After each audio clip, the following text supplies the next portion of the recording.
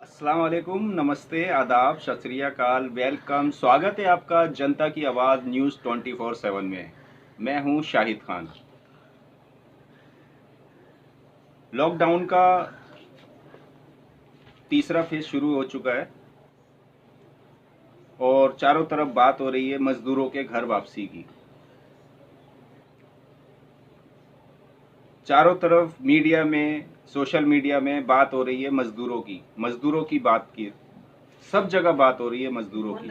लेकिन मैं आपसे बात करने आया हूं मज़दूरों से। सब तरफ बात हो रही है मजदूरों की और मैं सीधा सीधा बात करने आया हूं मजदूरों से। मजदूरों से मेरे कुछ सवाल हैं। आप अपना गांव छोड़कर अपने देश में दूसरे बड़े राज्यों में जाते हैं काम करने के लिए, कमाने के लिए। तो आज आपने क्या कमाया? मैं सीधा सीधा मजदूरों से बात कर रहा हूं, उनसे सवाल कर रहा हूं कि मजदूरों ने क्या कमाया।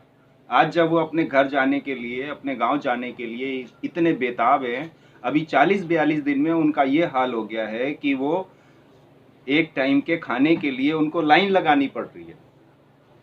लाइन लगाकर उनको अपने एक जून की रोटी के लिए, खाना पेट भरने के लिए लाइन लगाना पड़ रहा है। क्या कमाया उन्होंने?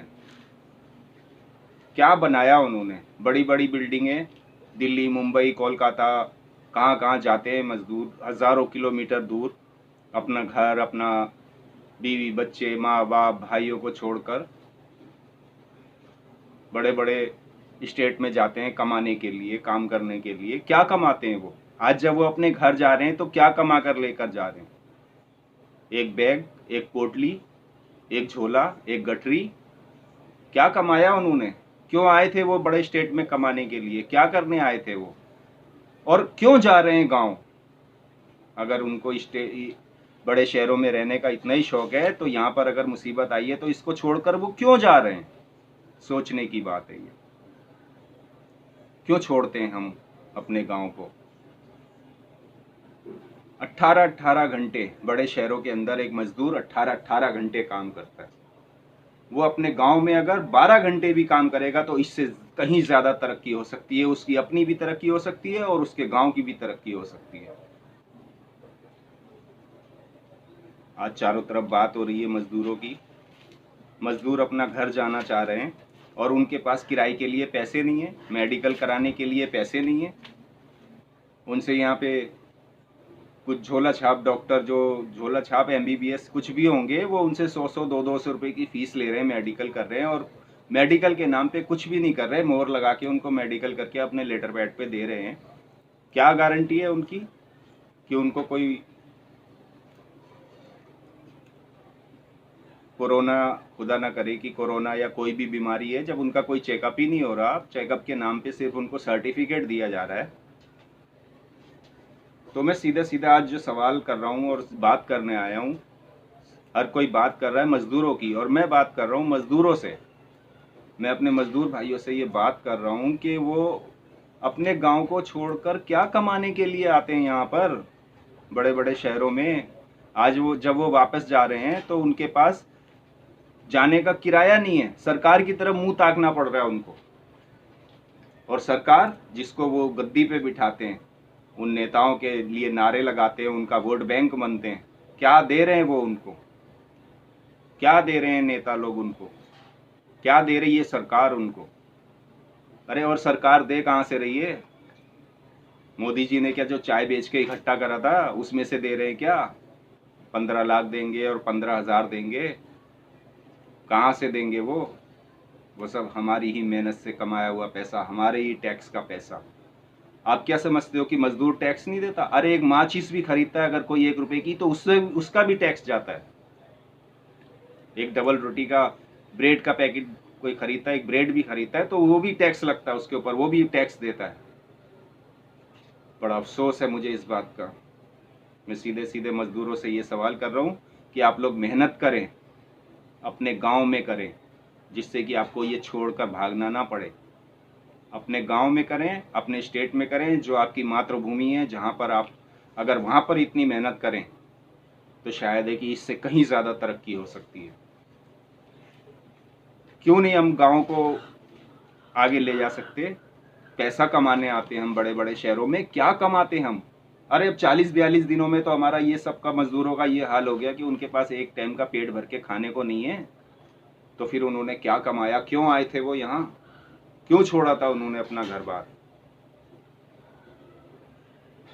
खैर, बहुत तकलीफ होती है जब मैं ये देखता हूँ कि एक मजदूर, बात तो सभी करते हैं, सारे राजनीतिक पार्टियां मजदूरों की बात करती हैं, लेकिन असल में मजदूरों के लिए कोई कुछ नहीं करता। और अब मजदूरों को अपने लिए खुद कुछ करना होगा। तो मैं आप लोगों से, मजदूरों से, अपने सभी मजदूर भाइयों से ये गुजारिश करता हूँ, अब जो भी हालात हैं हिंदुस्तान के, देश के, अगर देश बनाना है तो सबसे पहले गांव बनाना होगा। अगर गांव बचेगा, ज़मीन बचेगी, खेती की ज़मीन बचेगी, तो दोबारा से जीवन शुरू हो सकता है। इन बिल्डिंगों में, बड़ी बड़ी ऊंची इमारतों में जीवन शुरू नहीं होगा। अगर जीवन शुरू होगा, जंगल बचेंगे, ज़मीन बचेगी, नदियां बचेंगी, तभी जीवन जो है बच सकता है, तभी हम बच सकते हैं, तभी हम सब बच सकते हैं। तो हमें ज़मीन बचानी है, जंगल बचाने हैं, पानी बचाना है। आज क्या हालत हो गई है, सरकार की तरफ मुंह ताकना पड़ रहा है मजदूरों को। उनके पास अपने घर वापसी का किराया नहीं है, क्या कमा के लेके जा रहे हैं? कोई ये अचानक से तो जो ये बीमारी आई, तो इससे पहले से वो क्या कर रहे थे? इतना भी बैलेंस नहीं उन्होंने बना के रखा, इतना भी नहीं कमाया कि वो घर वापस चले जाएं। सोचिए एक बार। खैर, अब जो हुआ वो सो हुआ, आगे हमें क्या करना है उसको काफ़ी सोच समझ के करना होगा।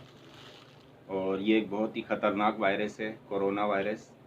इससे बचाव का सबसे बेहतरीन तरीका ये है कि एक दूसरे से दूरी बना के रखें, चाहे वो शहर हो, गांव हो, सफ़र हो, कहीं पे भी हो, बाज़ार में हो, कहीं पर भी जाएं, एक दूसरे से दूरी को बना के रखें, साफ़ सफाई का ध्यान रखें। अपन कहीं से भी बाहर से आएँ तो अपने हाथ को धोएं, कपड़ों को धोएं, और ज़्यादा से ज़्यादा घर में रहें, क्योंकि अब तीसरा फेज़ चल रहा है लॉकडाउन का। 40-42 दिन हो चुके हैं और अभी ये हो सकता है कि और भी ज़्यादा चले, और उसके बाद अगर ये लॉकडाउन ख़त्म भी हो जाए तो ये बीमारी हाल फिलहाल में ख़त्म होने वाली तो लग नहीं रही है। तो इसके लिए, इससे बचाव के लिए हमें हर संभव जो है प्रयास करना है, और आपस में एक दूसरे की मदद करें, एक दूसरे की आपस में मदद करें। देखें, अभी ये ना सोचें कि आज हम अगर मदद कर देंगे किसी की तो हमारा बैलेंस ख़त्म हो जाएगा, फिर हम कल क्या करेंगे? ऐसा नहीं है। अगर आज आप किसी की मदद करेंगे, आज अगर आप इस लायक हैं कि किसी की मदद करेंगे, तो कल ऊपर वाला कोई ना कोई ऐसा तरीका निकालेगा कि आपकी मदद करने के लिए कोई ना कोई और आ जाएगा। इसी के साथ मैं अपनी वीडियो को ख़त्म करता हूँ और आपसे विदा लेता हूँ, और आपसे ये उम्मीद करता हूँ कि इसी तरह से आप मेरे चैनल को लाइक करेंगे, सब्सक्राइब करेंगे और बेल आइकन भी दबाएंगे और शेयर करेंगे। तो बहुत बहुत शुक्रिया। इसी के साथ शाहिद आपसे विदा लेता है। खुदा हाफिज़, जय हिंद, बेस्ट ऑफ लक।